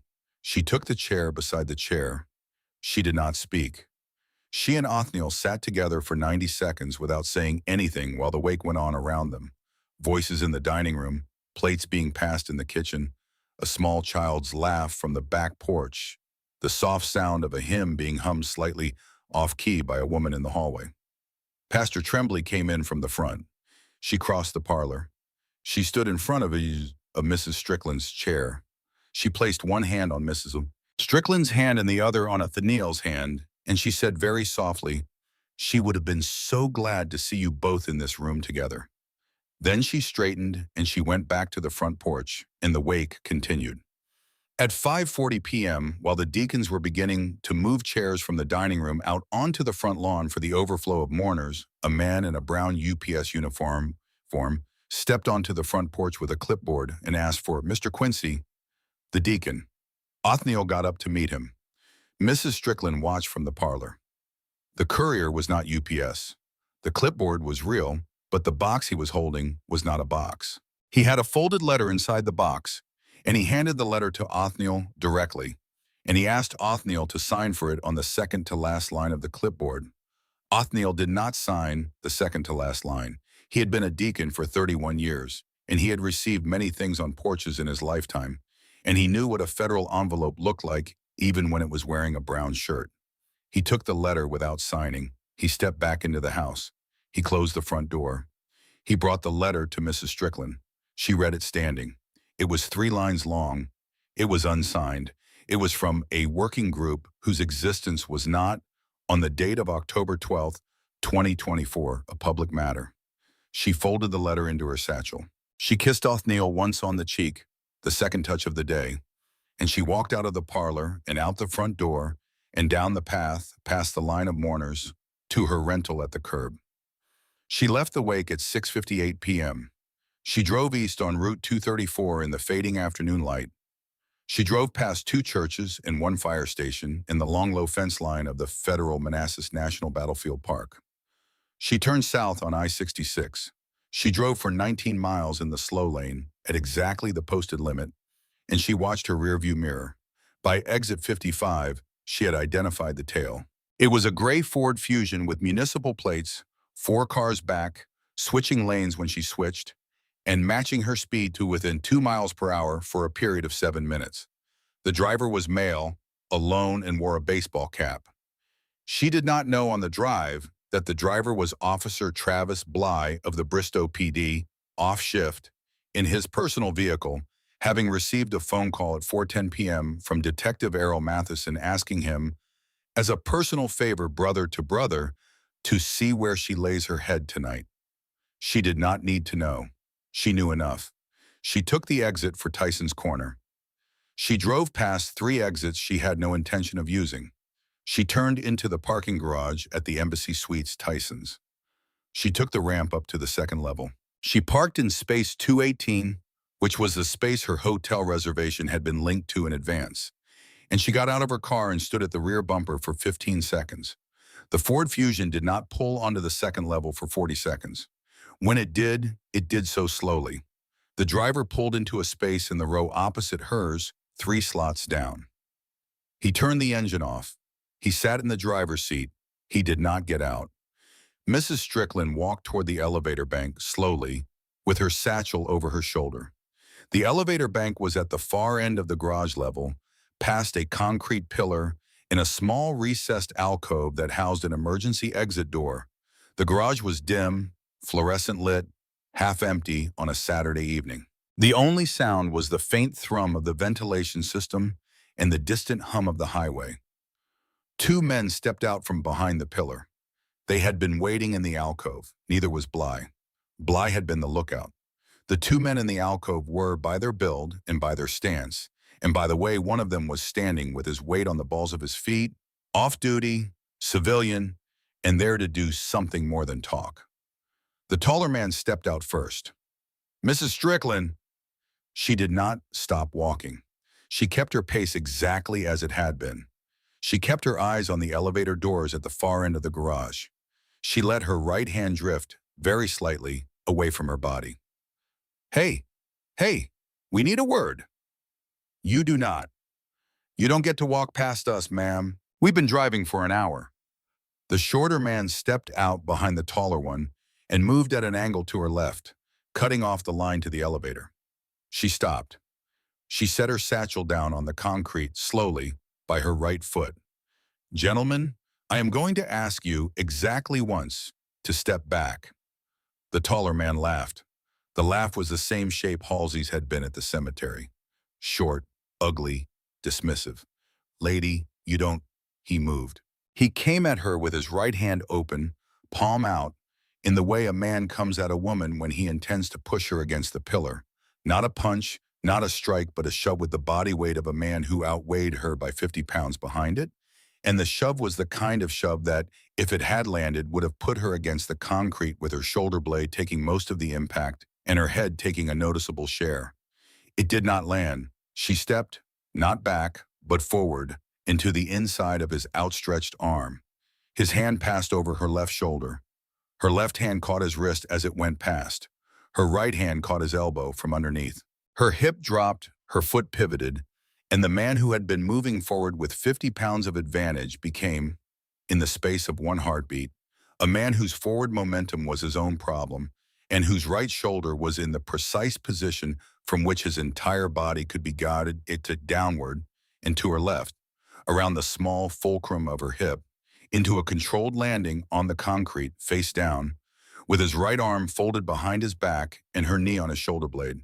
He did not strike anything but the floor. He did not strike the floor hard. The angle of the controlled descent had been calibrated by 40 years of training to register but not to break. He registered. He did not break. The shorter man who had been moving to her left to flank her stopped. He had taken 2 steps. He took 2 steps back. His hands came up, open, palm out, in the universal language of a man who had just seen something he had not, on the drive over, accounted for in his understanding of the situation. Ma'am, hey. Easy. Step back. Yes, ma'am. Further. Yes, ma'am. Pillar. He went to the pillar. He stood with his back against it. He did not move. Mrs. Strickland looked down at the man under her knee. What is your name? The man on the concrete made a noise. What is your name? Calder. Last name, Mr. Calder. Boyd. Calder Boyd. Are you a Bristow officer? No, ma'am. What are you? Oh, I'm a contractor, construction. I do the security walks at the Aden Road site for Caspian Logistics. The pause was a pause. Yes, ma'am. She nodded once. She stood up. She did not let his arm go for another 2 seconds. When she did, she stepped back exactly 3 feet, and she gave him room to roll over and to sit up slowly on the concrete with his back against the pillar opposite his friend. She picked up her satchel. She did not turn her back to either of them. She backed slowly toward the elevator bank, satchel over her shoulder, eyes on the 2 men against the 2 pillars, and she pressed the call button without looking at it. The elevator chimed. The doors opened. She stepped inside. Gentlemen, the conversation we are not having, in this garage on the 2nd level of the Embassy Suites Tysons at 7:34 p.m. on the 12th of October. That conversation is being recorded. The recording is being transmitted off-site as we speak. If either of you are in this garage when I come back down here in 4 hours, the recording is going to a federal agent and a state prosecutor. If neither of you are in this garage when I come back down, it is still going to a federal agent and a state prosecutor. But it will be filed under the heading of a closed matter. Are we understood?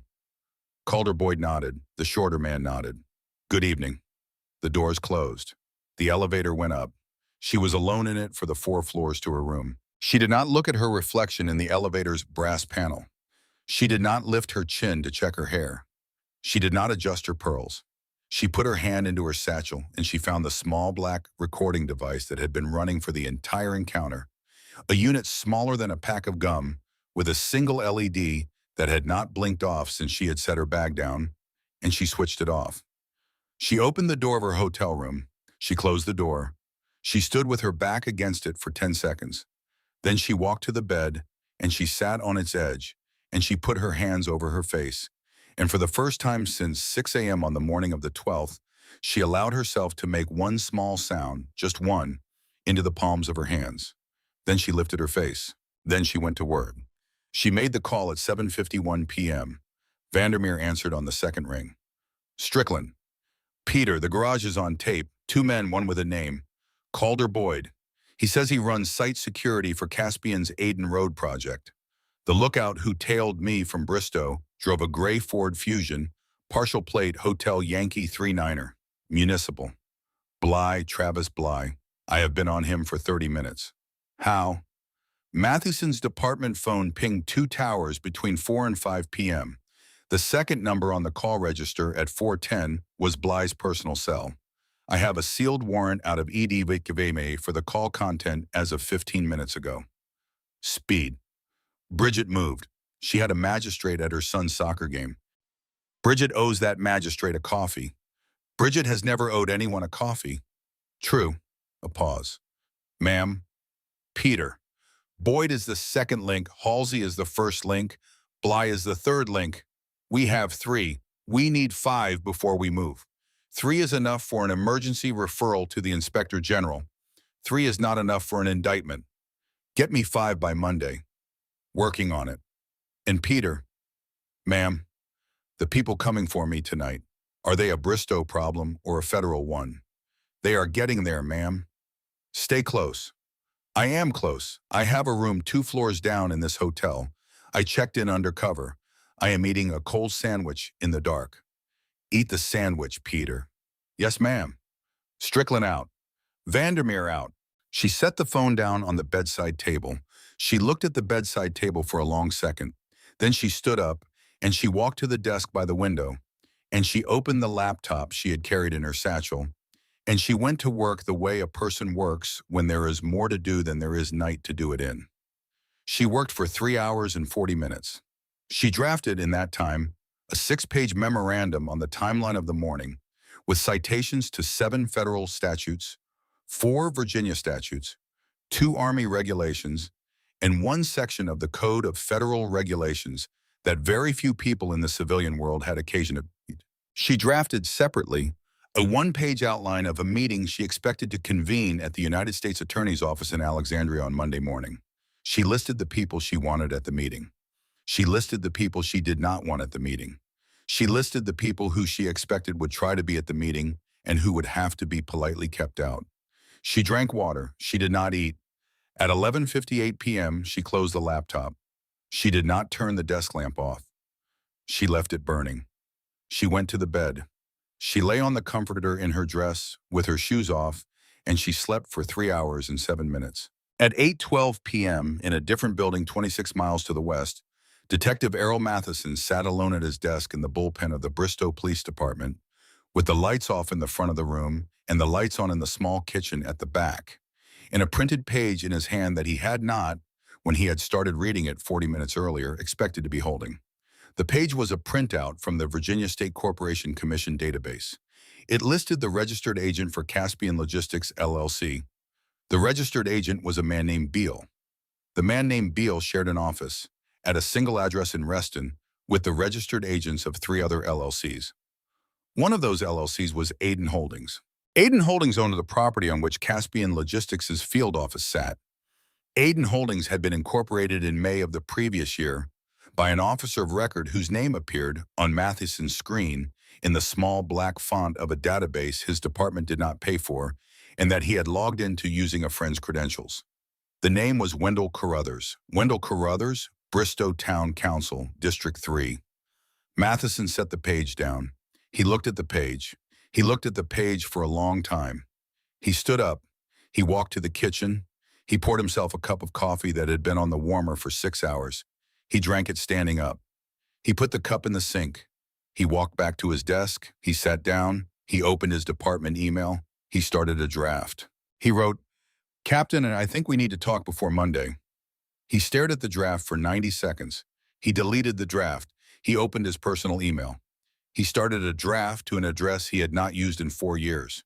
He wrote, "I'm going to need an attorney." He stared at that draft for 2 minutes. He saved it. He did not send it. He turned off the desk lamp. He left the building at 8:41 p.m., and he drove home, and he did not sleep that night.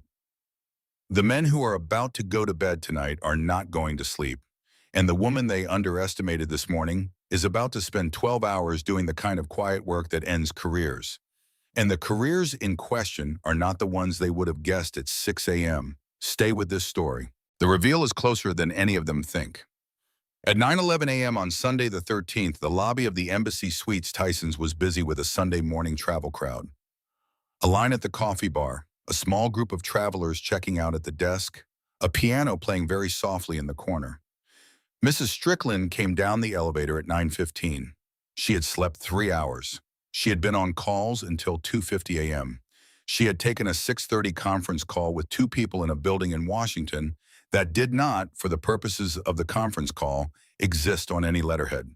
She wore a charcoal gray suit with a cream blouse and the same string of pearls. She carried her satchel. A delegation was waiting for her in the lobby. There were 3 men. The man at the front was in his late 60s, in a tan corduroy sport coat, with a small brass eagle pin on his lapel that members of certain civic associations in certain Northern Virginia counties had been wearing for 30 years. The man behind him was younger, in a polo shirt, with the high and tight haircut of a man who had been in the Marines a long time ago, and who had not, in his daily presentation, fully decided to leave that haircut behind. The third man was a black pastor, not Pastor Tremblay, in a dark suit, looking distinctly uncomfortable, who had clearly been added to the delegation as a courtesy by people who had not asked him whether he wanted to be added to anything. The man at the front stepped forward. "Mrs. Strickland, good morning. I am Wendell Carruthers. Bristow Town Council, District 3. I'd like to introduce Mr. Hayworth, our community liaison, and Reverend Albritton of First Pentecostal Bristow. We would like to speak with you, briefly, if you can spare 10 minutes. Mr. Carruthers. Yes, ma'am. How did you locate me? A phone call. From whom? A friend. At the Bristow Police Department. At the Bristow community.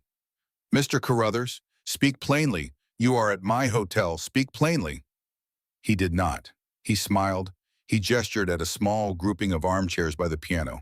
He said, "Mrs. Strickland, we'd like to address some of the misunderstandings that occurred yesterday morning, and we'd like to do that in a spirit of community.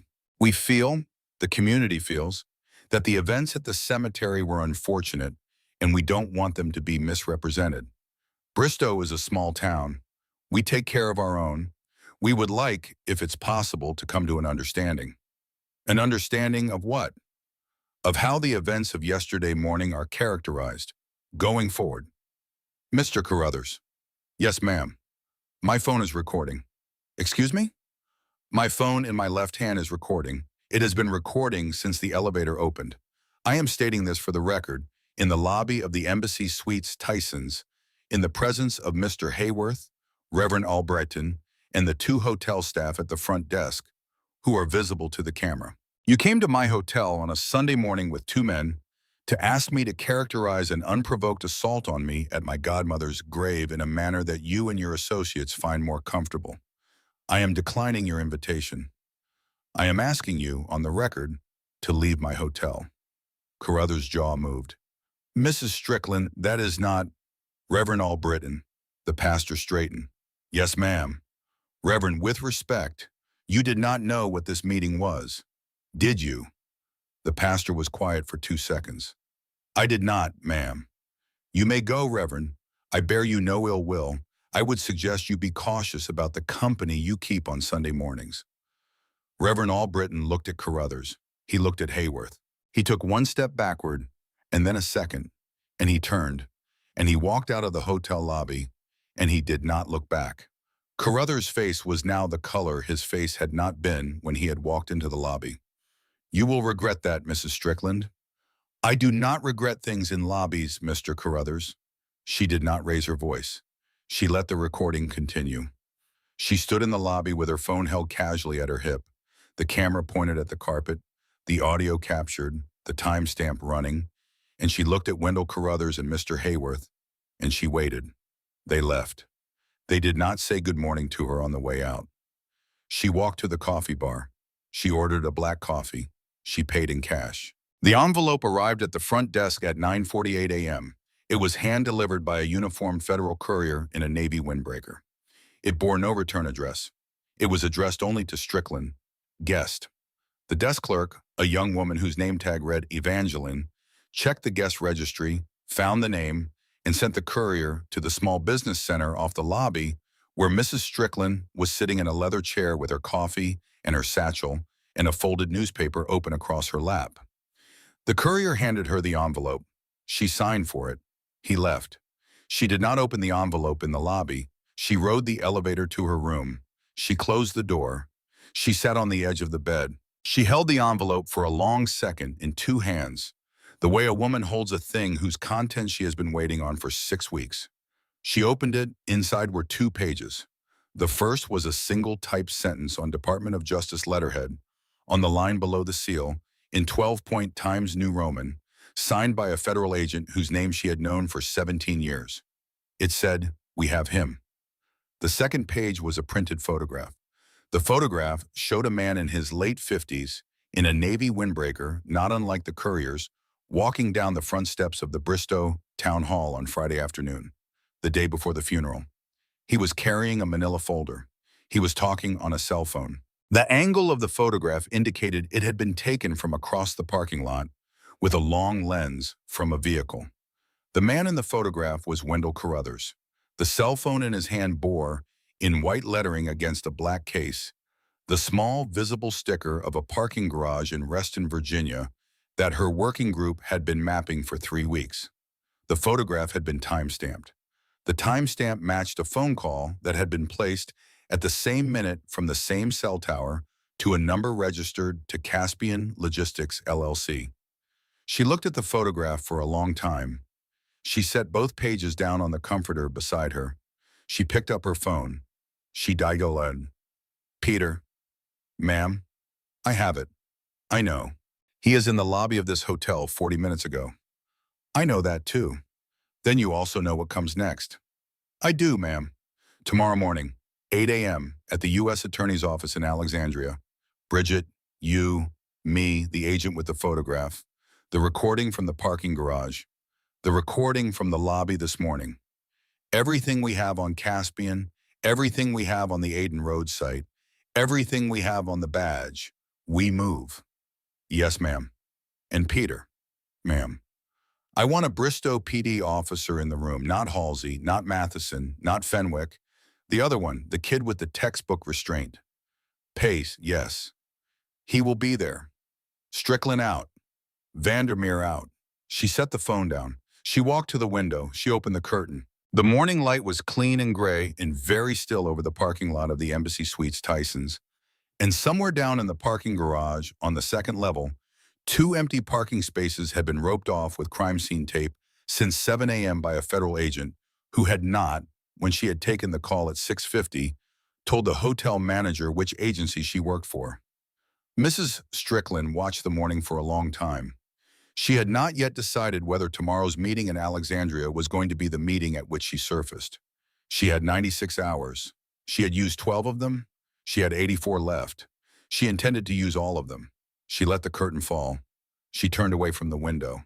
She did not know in the morning of the 13th of October that on a small back patio in Bristow, Virginia, at that exact minute, a man named Wendell Carruthers was making the second of 4 phone calls he was going to make that day, and that the second call was going to a number registered in the spring of 2023 to a man whose name had appeared 3 times on the list she had drafted at 1 a.m. the night before, on the bedside table of her hotel room, on a piece of hotel stationery, in a column she had labeled, in her own steady handwriting, with 2 words and a question mark.